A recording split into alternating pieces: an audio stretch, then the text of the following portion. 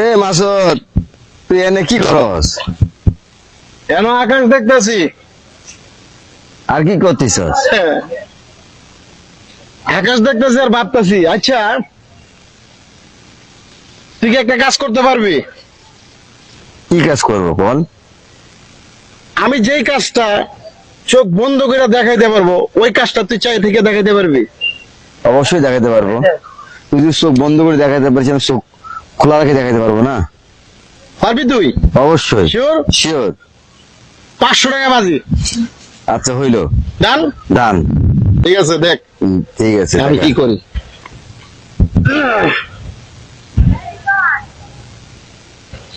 এজন্য এলাম। হুম। দেখছাস? এই দেখ, দেখছাস? হ্যাঁ, এই দেখুন আমি দেখাই।